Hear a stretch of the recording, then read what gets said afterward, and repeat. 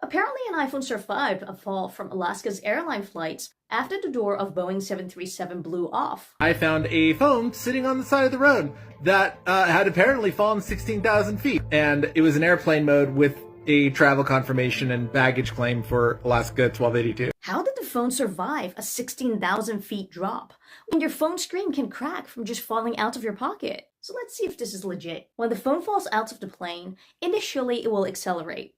But it's not going to accelerate forever. As it speeds up, the air resistance or drag on the phone will also increase. When the drag balances the phone's weight, it will reach its maximum speed, also known as its terminal velocity. Let's calculate an iPhone's maximum velocity using this equation here.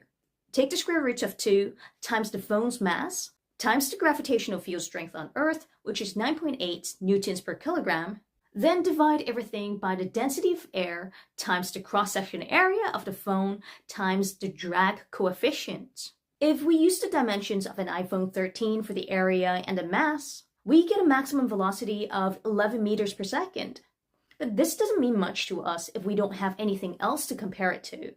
So I'm going to use an equation of motion to calculate the phone's velocity if it were dropped from just waist height, which is around half a meter. V is the final velocity at which it hits the ground. U is the initial velocity, which is 0 because I'm dropping it from a stationary position, and S is the height from which it was dropped. So it works out that the velocity at which it hits the ground comes out to be 3.1 meters per second. So I guess it's possible that an iPhone can survive a fall hitting the ground at 11 meters per second, especially if it landed on grass and not concrete.